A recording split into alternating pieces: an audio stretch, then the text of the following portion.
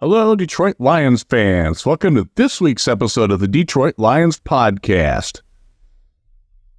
I am your host, Jeff Risdon, working solo this week. Chris is traveling for business with his real job, so I thought I'd handle the reins for a little bit this week. So we're going to have a little bit of a tighter show, solo show. It's going to be based primarily on what's going on in the world. Normally we do this as a mailbag segment, and we got a lot of good questions that weren't necessarily specifically for a mailbag, so we're going to sort of adapt those into a show. We're going to do this in pieces and parts, so let's get to it.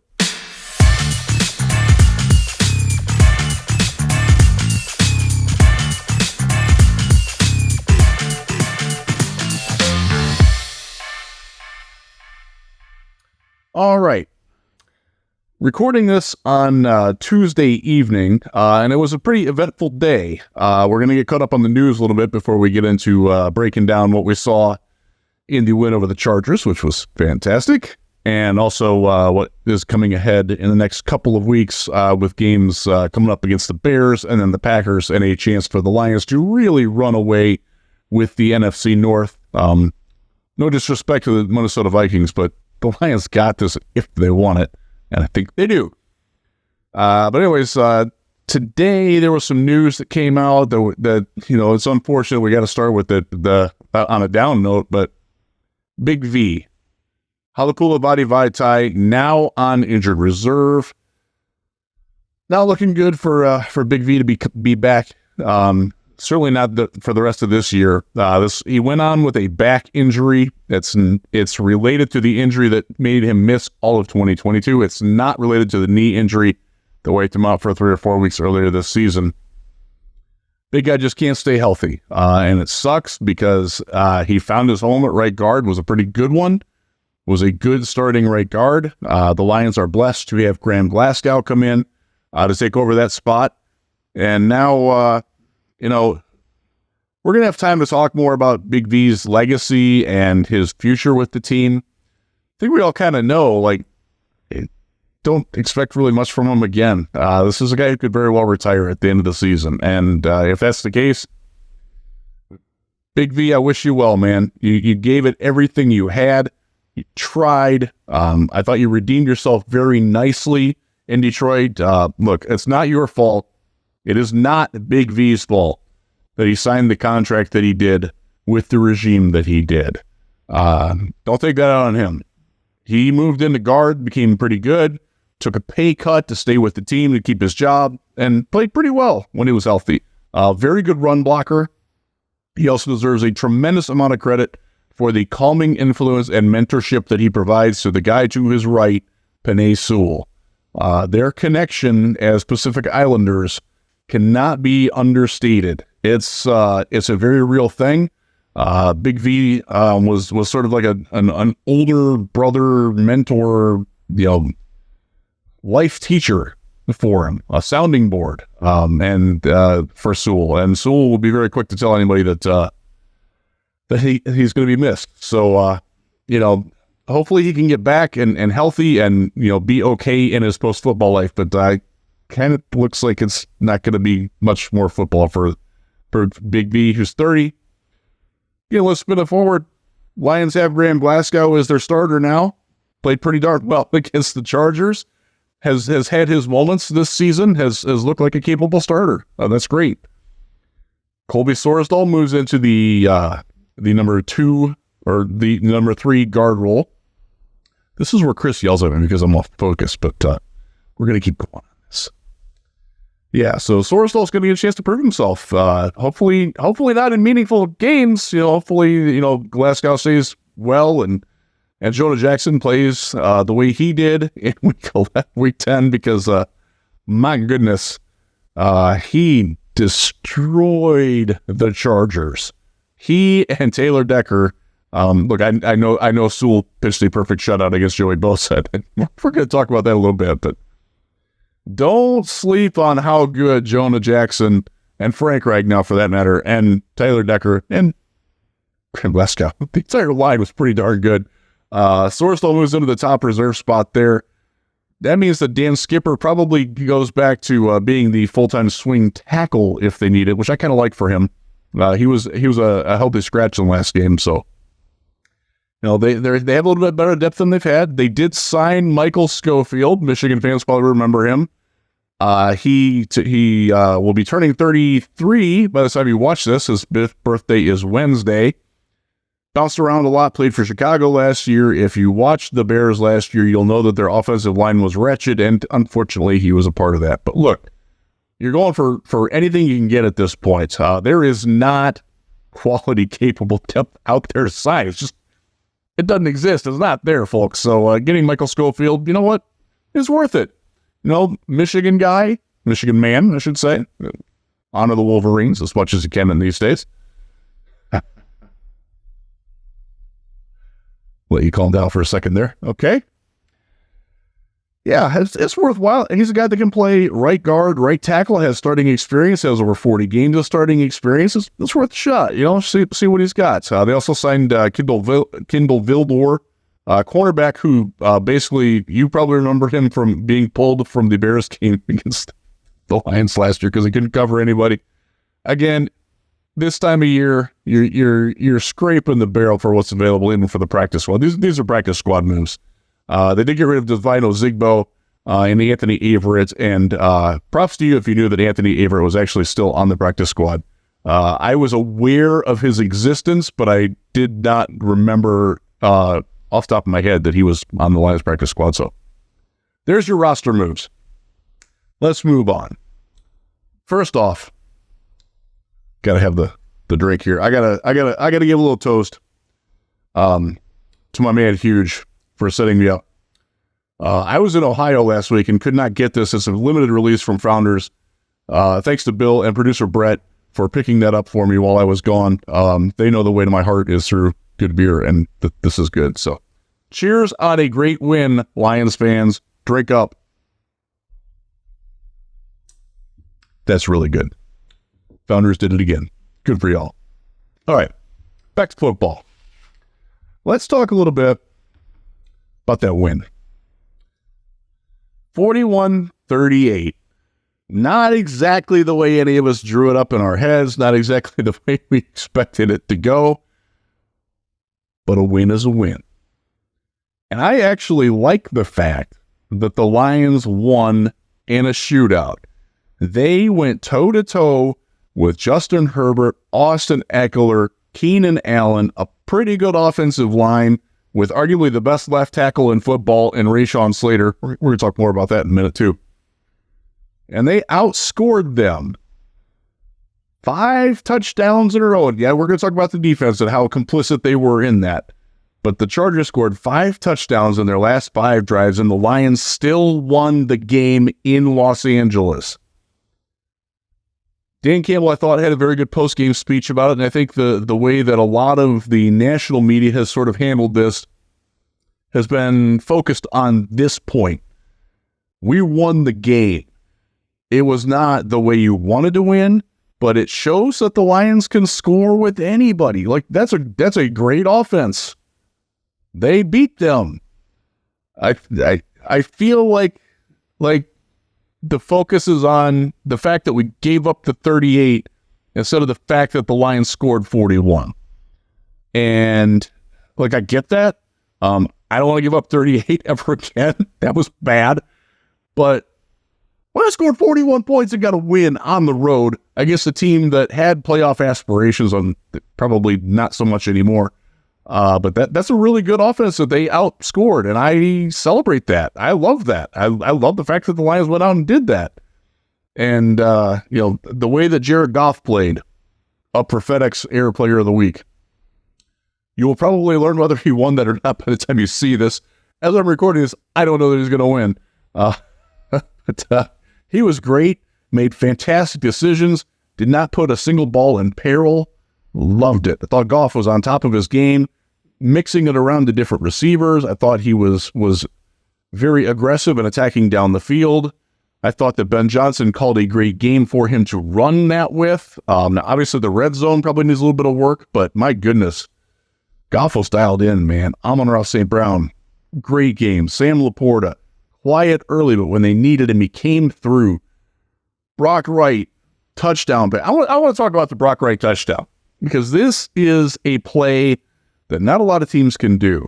This is your backup tight. I don't know what's called. He's a number 2 tight end. Calling him a backup is disrespectful. I don't mean to do that because he does actually start some games.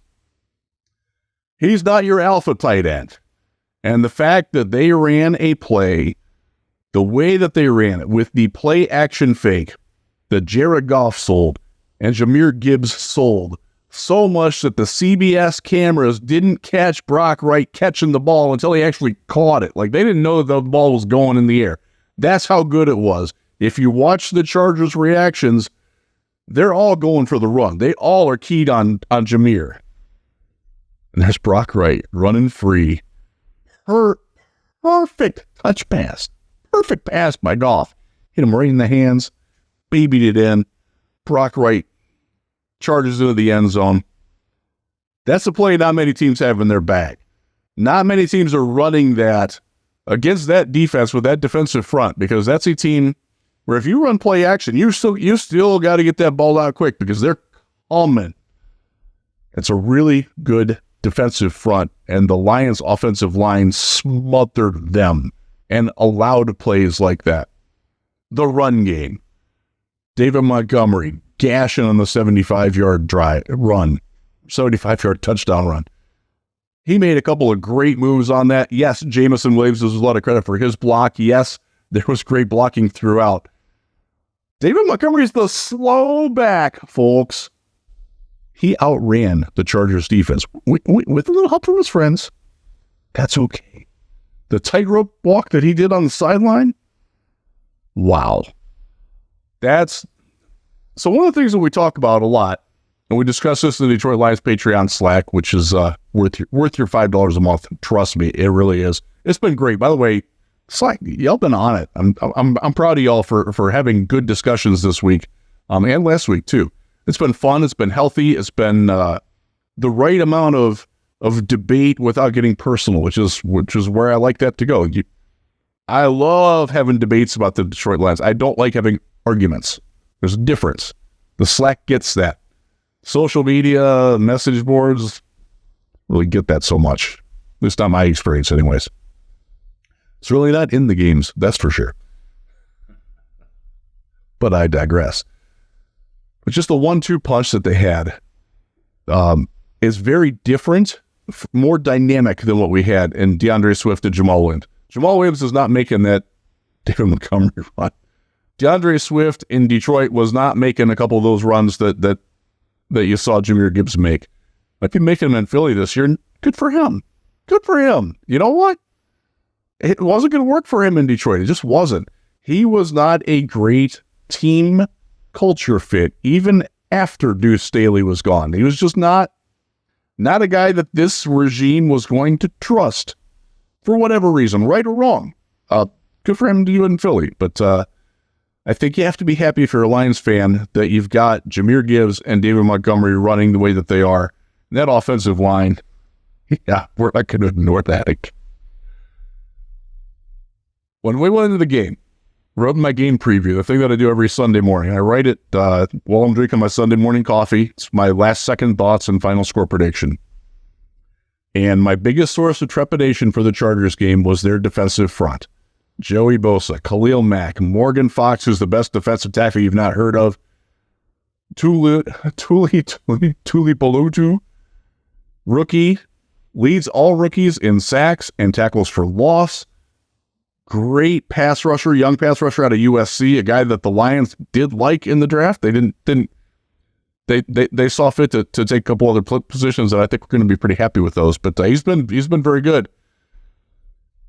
They didn't sniff Jared Goff. The official NFL, it's called NFL Jesus, NFL GSIS. We call it NFL Jesus. Easier for me to say. The ironic part of that is that the game, like the behind the scenes things where we get our quotes and everything, is NFL OMG. So it's NFL, oh my God, and NFL Jesus. We have fun with that. But NFL GSIS, the official game statistics by the league, credited the Chargers with 1 QB hit, and 2 QB pressures. Mack got 1, and their linebacker got 1. Bosa, shut out by Penei Sewell. Tuipulotu, shut out by Taylor Decker. Khalil Mack got 1, and it was a play where Taylor Decker sort of ran into Jonah Jackson like a little. It was more of a snafu than a mistake, and that's how they got it. They got nothing up the gut. When they did blitz, and it wasn't often, the backs were there, the tight ends were there, or Goff got rid of the ball fast enough in a quick hit offense, reading it. That was one of the things that really impressed me about Goff was how in command of what the defense was trying to do to him he was with his offensive sets and how he was seeing the field. And it was great offense. It was great. Give a lot of credit to that line, though. Man, that's a really good Chargers front. And there were a couple of you can search for them on social media or message boards or whatever, but there were a couple of runs where the Lions offensive line reestablished the line of scrimmage a couple of yards down the field very quickly. That's not easy to do against that line. And that's one of the big ways that the Lions won that football game, and that made me very happy. So normally I do these in one straight take, but I need a break. So after the break, where hopefully producer Ash, who edits these things, we'll put a little something in here to have fun with it. But when we get back, we're going to talk a little bit more about the defense, because that's a side that everybody seems to want to focus on, and probably with good reason. All right. First segment was pretty happy. Talk about the offense and the Chargers win. Got to talk about the defense now. 38 points or 400 yards. 0 sacks. And that's probably where we need to focus. Because that seems to be what everybody wants to talk about. From the rather virulent and predominant comments during the game that came to me on social media about Aidan Hutchinson being invisible, about Aidan Hutchinson sucking ass, about Aidan Hutchinson being a bust. Why do we keep propping him up? And then on the other side of that coin, there are a lot of people making, Aidan Hutchinson's playing great. He's doing fantastic. He just needs a lot more help. The guys around him aren't doing squadoosh. And where I come down on it is somewhere in the middle, which often happens, as you might know. Aidan played pretty well, generated pressure on his own, about as well as can be expected against a pretty good offensive line. I know the Chargers' PFF rank is like 16th or 17th. Their tackles are better than that. They have pretty good tackles. Now, a lot of that's Rashawn Slater on the other side, and we'll get to him in a second. But I want to talk about Aidan Hutchinson because that's all anybody wanted to talk about after the game, and on social media and on radio spots, podcast spots. What's going wrong with Aidan Hutchinson? How come he's not getting to the quarterback? Well, he kind of did get to the quarterback, and in fact, he and Alex Anzalone on blitzes were pretty much the only people that got anywhere near Justin Herbert in that game. Hutchinson was very good when given a single block. And I did the film study review earlier today. Again, I'm recording this on Tuesday. You'll probably be seeing this on Wednesday. Hopefully you're seeing this on Wednesday. Hopefully it uploads in time. But when he had single blocking, he was pretty good. I would say he won more than he lost on that. When double teamed, I think he had one win where he cleanly beat a double team, and it was with an inside spin move, and he's got that really good.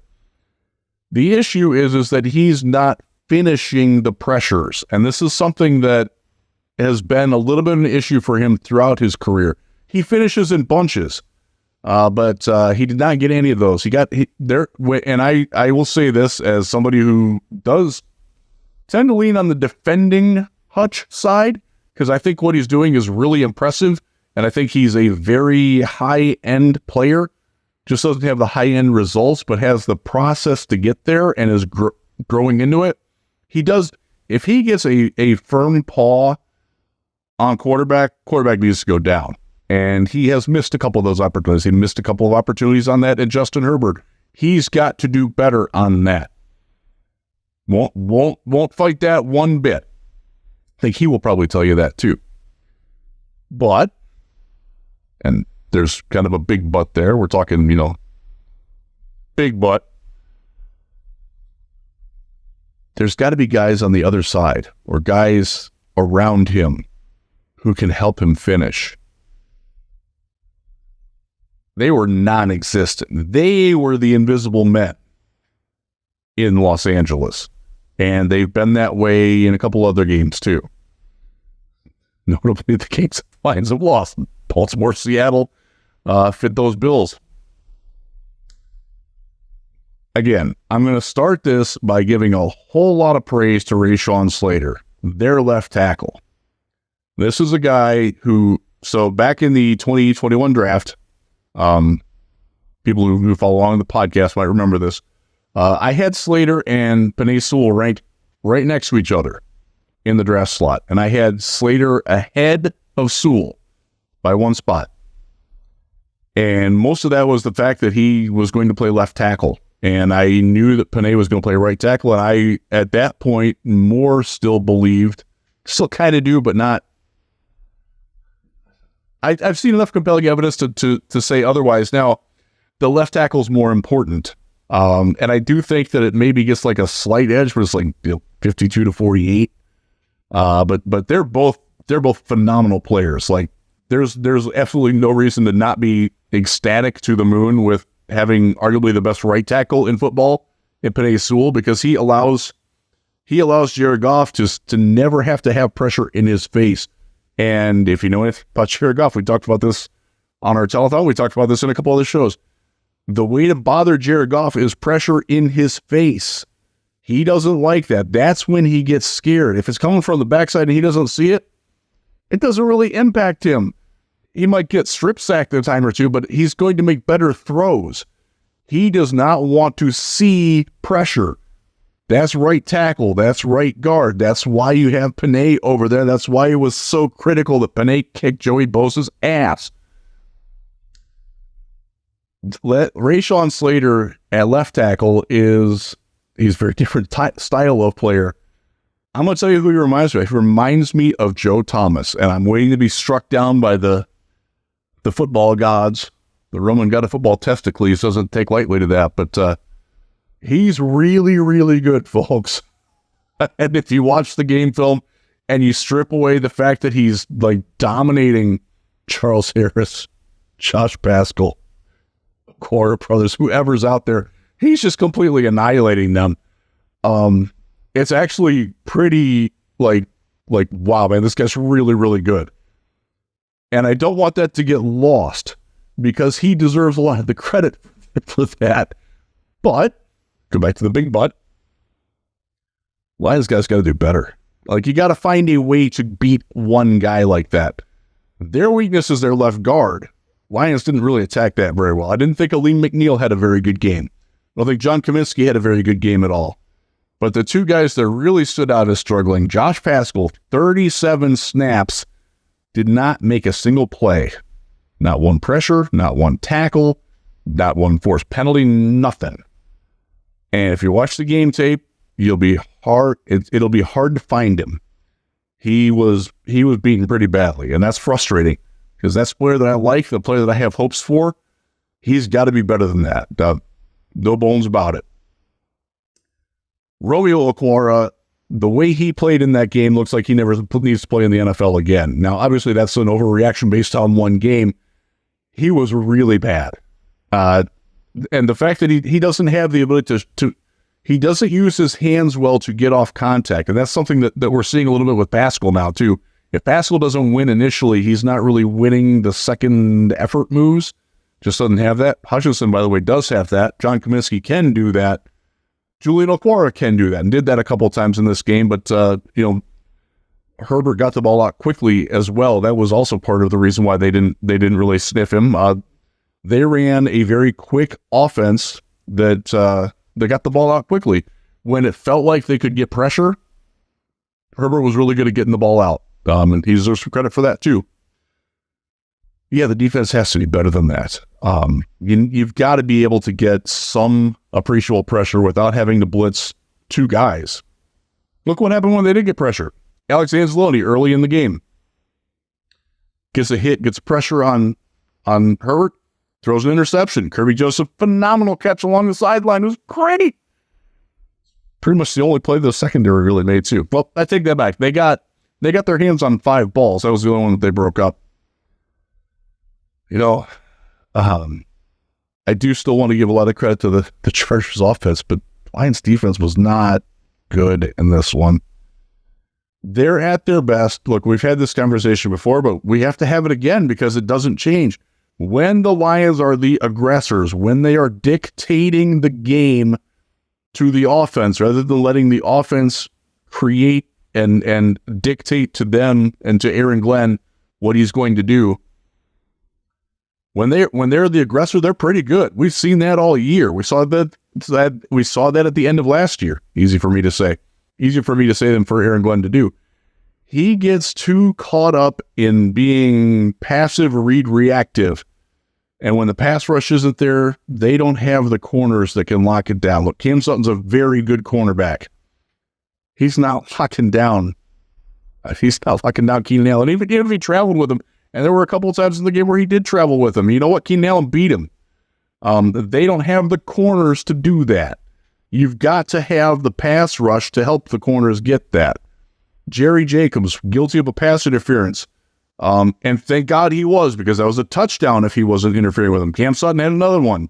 Not the one in the end zone either, but another one where he got called for a pass interference call where if he doesn't interfere, it's a touchdown because he's beaten. I actually give them a little bit of credit, and I'm going to give that credit to Brian Duker, the defensive backs coach, for teaching them that, hey, if you're beat, risk the penalty and commit it if you have to, rather than get beat for the touchdown. Live another day, play another snap.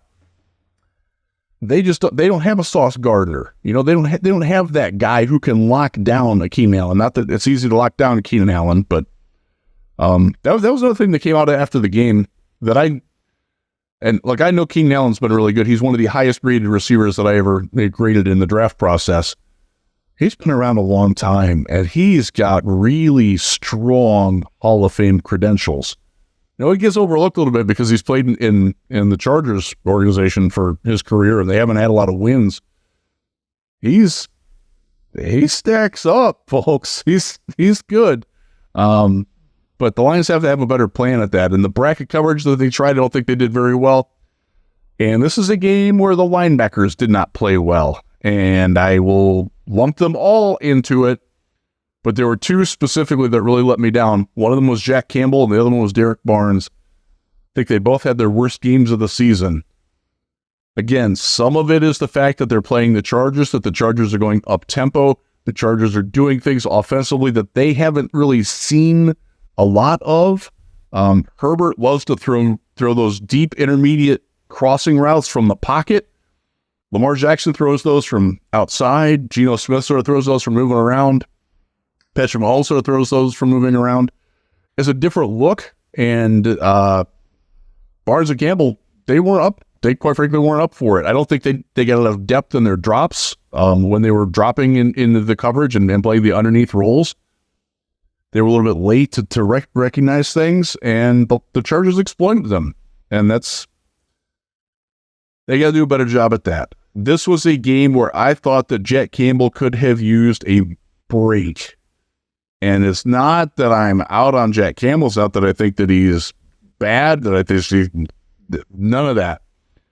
This was a matchup where a rookie linebacker was struggling with things that he hasn't been asked to do a lot of. Remember, the Lions have been playing him at the Sam, blitzing him or rushing him a lot.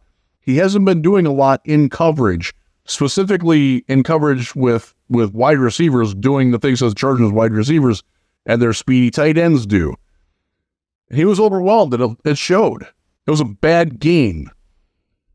I'm going to give him the benefit of the doubt that it was a bad game and not something that he's going to get buried for.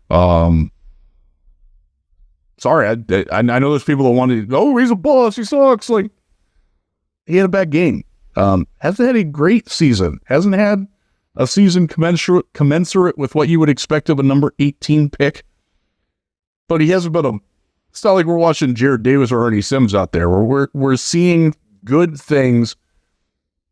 It's just, this was a rough spot for him. And I also think that Derek Barnes, really don't like seeing him in coverage. And the one touchdown that they got, he just didn't see what he was supposed to do. He's not a coverage guy. That was a play where Anzalone should have been on the field. I wanted to see more of Rodrigo, actually. Rodrigo, for all his physical limitations, does see these things pretty well and does react to them. This was actually a game where I wouldn't have minded to see Jalen Reeves-Maybin get some shots at that. Yeah. Get the linebackers off the field and play more defensive backs. With Brian Braves playing the way that he was, you could use Will Harris, and again, I'm going to be struck down by this here. I would rather have Will Harris in those coverage situations, specifically in the red zone coverage situations, than I want a rookie linebacker in Jack Campbell, or that I want a between the tackles thumper sort of linebacker in Derek Barnes. Harris might not be able to do it either, but at least he's got reactive speed. He's got the athleticism to try to do things a little bit differently. And I think that would have, I think this was a game where you could have seen a change there. I believe he played 5 snaps. Wanted to see more of something different. And that was my frustration with Aaron Glenn in this game, was that early on, they actually did a pretty good job. If you remember the beginning of the game, they were in control and did good things defensively because they were punching. They weren't rope-a-doping. They were the aggressor. They were swinging, and they got away from that. That bothers me. So that keeps happening with Aaron Glenn, and it's got to stop. I know that Dan Campbell sees that. I know he does. I know Aaron Glenn sees it. I need to see Aaron Glenn step up and say, "Yeah, I'm gonna make some better adjustments in game on that." Because I think that's where he's having his issues in games like that. Baltimore game, okay, I'm going to throw that one out because they had their number. It was one of those days. Some days you're the dog, some days you're the hydrant. On that day, they were the hydrant. Chargers game, I thought early on, they had a shot at really doing a lot of things there. And they, for whatever reason, they got complacent. They got less aggressive. Again, the Chargers deserve some credit for going more up-tempo and not allowing the substitutions, keeping a little bit more stress on the defense, and the Lions didn't wear that stress very well. I'm not sure that there's another team on the schedule that can do that, outside of maybe Dallas late in the season. Minnesota's a nice story. Probably need to start taking them seriously as a potential first-round playoff opponent because they don't appear to be going away anytime soon, and man, good for Josh Dobbs. What an easy guy to root for. I know you don't want to root for the Vikings, but remember when he was in Detroit, was nothing but a good soldier. He's one of the smartest guys in the league. He literally is a rocket scientist, and he's a much better rocket scientist than Matt Patricia was. This is a rocket scientist that you want to see succeed, just not the 2 weeks a year that he's playing Detroit. I really hope that lesson gets learned, because look, you're playing the Bears this Sunday, got the Packers next Thursday. Those are quarterbacks where if you get in their face, I don't care if it's Tyson Bagent or Justin Fields, you pressure him, you put the impetus on him to make decisions, you stress him instead of him stressing you, they're going to make mistakes. Jordan Love, he's going to make mistakes. That's what he does. The Packers they just don't handle that all that well. They don't handle that as a team very well this year. Do it, Glenn. Going to hit the pause here, and we'll come back, and we'll talk a little bit about Dan Campbell, Aaron Glenn, Texas A&M, and a few things more. Right back. Welcome back. Have a little sip of the juice here. that hits the spot.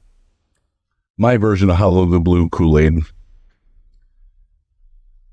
Let's talk about Dan Campbell and the links to links to Texas A&M coaching job.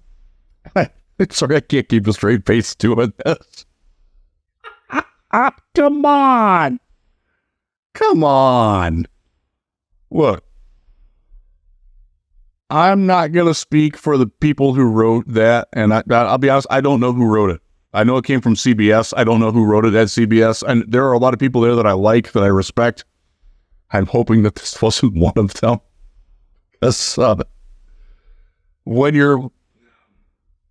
What happens when jobs open? And the Texas A&M job is open because they are paying Jimbo Fisher $75 million to go away. Just startling in and of itself. And it's not a very good job. It's not an attractive job. And I say that as somebody who used to live in the Houston area, has been to, I lived there in the Manziel era, in the Mike Evans era. I actually saw Mike Evans and Manziel play 3 times in College Station. It's not a great job. It's not an easy job. But when jobs open, you always look for links. And what links are there? Well, there's a lot of guys that have connections to people who've coached at the school or people who maybe played at the school. And that's where Dan Campbell comes in. And somehow his name gets lumped in as a potential successor to Jimbo Fisher at Texas A&M. Again, I'm not gonna speak for the person who wrote it because I don't know who it was, but I'm gonna guess that this is a case of. Let me think. Who played at Texas A&M? Who's coach? Who's popular? Who can I get clicks by putting in a piece?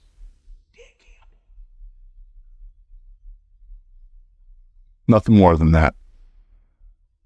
I will be beyond stunned if Dan Campbell, I'll be surprised if he ever has to address it.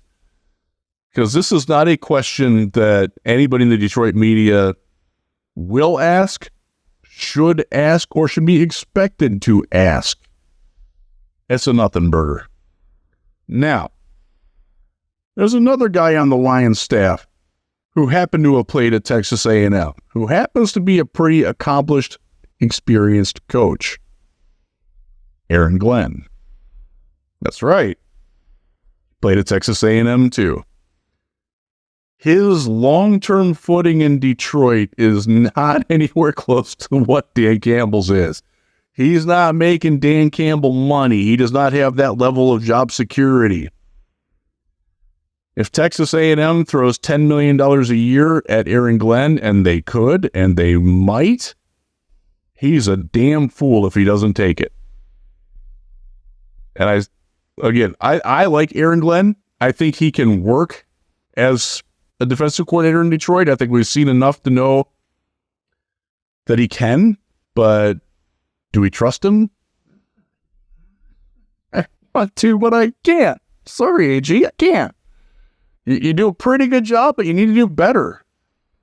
And if there's a chance for you to exit and get a head coaching job, whether it's in the NFL or at your alma mater, I would encourage you to go for it.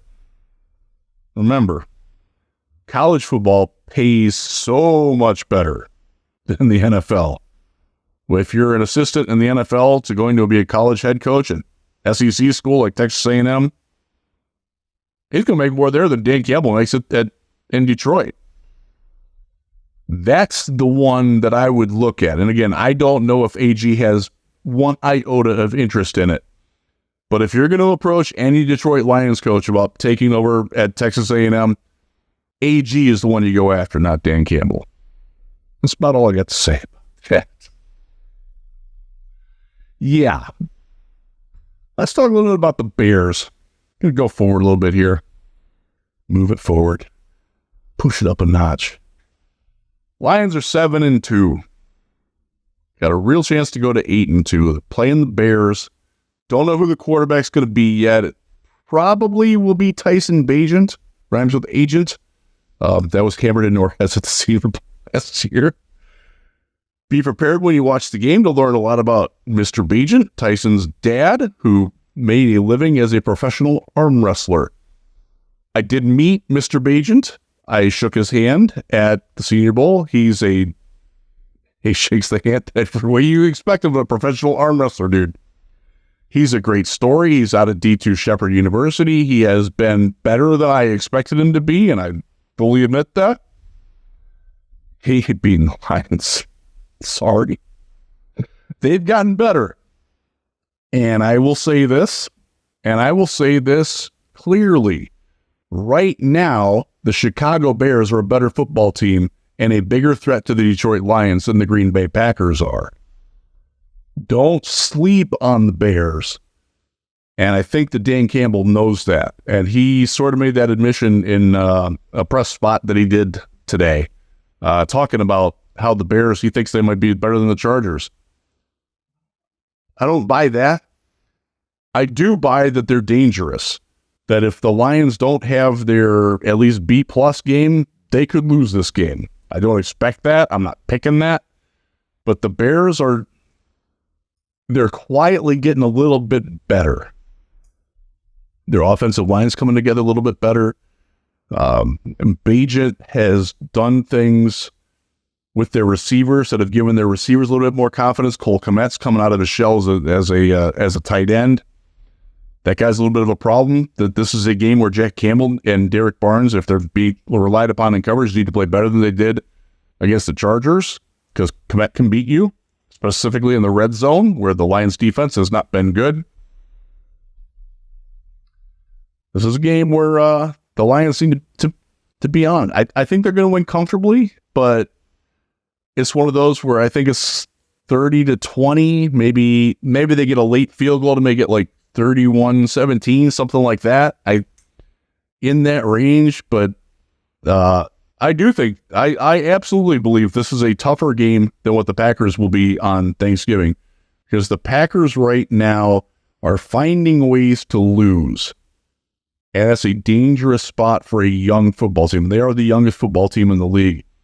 The Bears, while they're not always successful at it, are starting to look like a team that might be able to win, might be able to beat a team. I don't think the Packers are there. And if you watch them play the Steelers, you'll kind of know what I'm talking about. Like they're just not there. The Bears are a little bit more there. I don't think the Bears are as talented as the Packers, but I think they're a better football team. The better team doesn't always win. So that's where I'm at on the next couple of games. I don't know if Chris and I are going to be able to do a live show next week before Wednesday or not, and I will be busy Wednesday. That is sort of my family's Thanksgiving celebration. So maybe Tuesday. Chris and I have talked about that. If not, we will do something. Chris might do it on his own. He might do it with Sandman or Ash or somebody to come in and do it. We have a nice roster of talent here. By the way, quick shout out, Brown and Bish and Brown. Y'all are doing great with these videos. I love them. Can't wait for more of them. Give it to me. Great. Had a good talk with Russ today behind the scenes from Lions Wire, talking about Bruce Irvin. Oh, we got to talk about Bruce Irvin. Oh my goodness. It slipped my mind in the earlier segment. This is why I don't do it solo. This is why I need Chris. Keep me focused, keep me dialed in, because I actually have the outline right here, and I ignored it. Lions are signing Bruce Irvin to the practice squad. This is what you get at this time of year. Look, I know he's a name.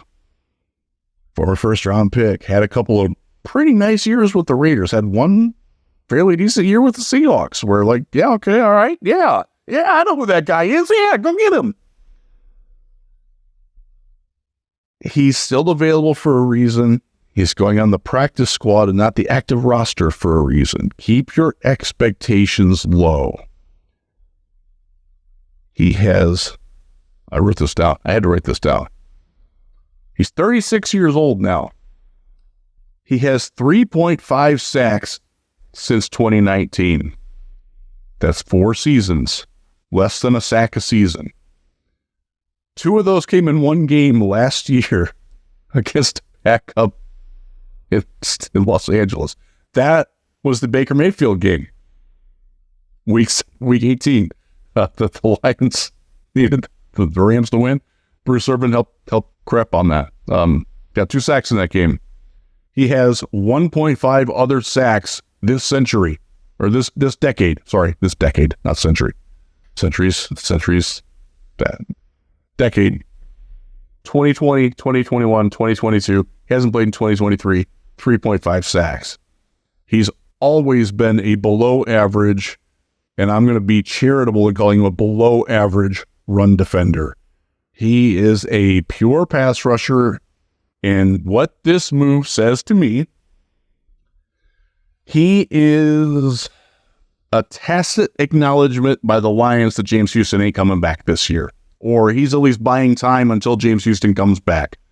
And I will refer you to the interview that we did with Dr. Jimmy Liao on the 24-hour podcast. It's available in the videos. Search on the YouTube channel.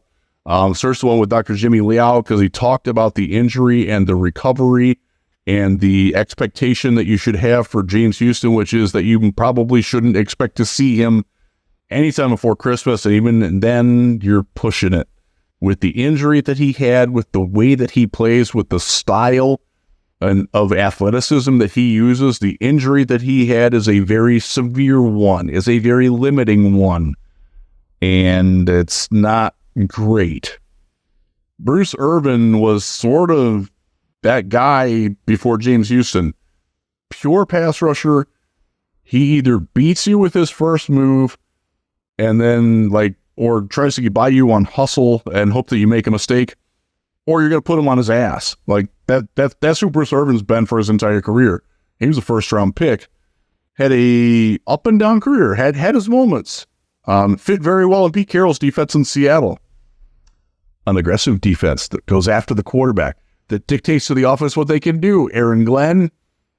Feel me, AG? Feel me? Please? So, I'm not opposed to Bruce Irvin signing. He's the best. You can get out there, go for it. I would rather sign him than JPP, although I think JPP actually went off the market earlier this week. So, at this time of year, if you have anything left, a team would have found you already. Again, Bruce Irvin, last couple years, not much. Doesn't mean that he's not worth trying. See what he's got. Bring him into the practice squad. Let him see what he can do. But don't expect him to be playing a lot over. This is not a Charles Harris replacement. This is not them getting rid of Romeo Okwara. It's just not what it is. I know you want to believe that, but I can't believe that. I can't. Let's see what he's got. Maybe he can contribute. Maybe he clicks with John Scott. Maybe he clicks with Kelvin Shepard. Maybe he clicks with Aaron Glenn. It could happen. Look, there are worse players to try out here. This is a guy who has had some playoff pelts on his wall too. Has played well in some big games in his career. See what he's got. Let's see if he can recapture some of that. Heck yeah. But this is not the answer to the pass rush problem that the Lions have. Maybe it is. It's more of a lottery ticket than an investment. Worthwhile though. There's my diatribe or discussion. I need to make up words like Chris does. I'm Bruce Irvin. Let's hope for the best on it. We'll see. Worth a shot. But again, I'm keeping my expectations pretty low on it. What else do we got here? Diapers. Like, y'all know how I feel about the gimmicky things. The ski mask. Nice in theory, but if it doesn't work, it looks really stupid.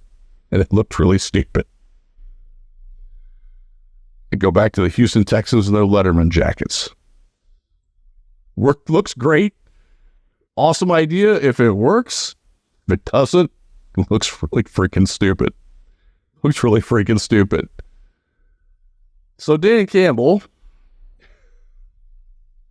in his radio interview with Stoney and Jansen, by the way, God bless you, Stoney. Hope you really enjoy your retirement when you get there, because you're a good dude. You are. I don't really listen to their show. Not really. I don't. I'm out of earshot of 97.1. I've listened to maybe in total in my life 30 minutes of that channel. But I've gotten to know Stoney a little bit just being around the Lions camp when he's out there in the summer, and I like him, and he's a good guy, and I appreciate him. He had very nice things to say about me, and he's hired Jim Costa, who is a fantastic guy, and I will try to listen to Jim's show more, because I love Jim.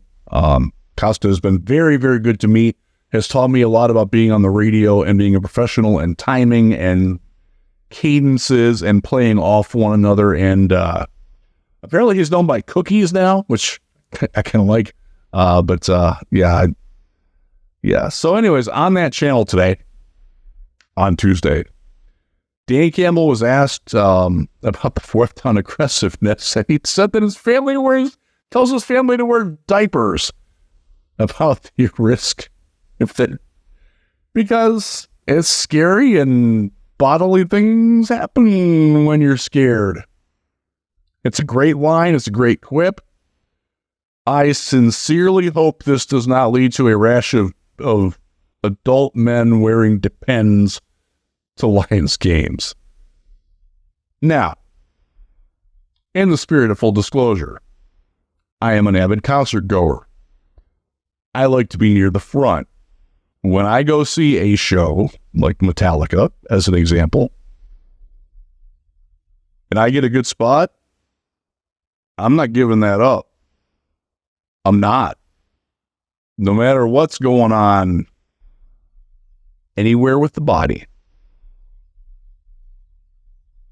Read into that what you want. It was a very Ash feeling segment there. Don't start wearing diapers, especially don't wear diapers. It's a fun line. It's great. I really don't want to. I just don't. Sorry. If you want the diapers to be a thing, here's what you can do. In the spirit of the season, there's a lot of young families with young children who could use the help.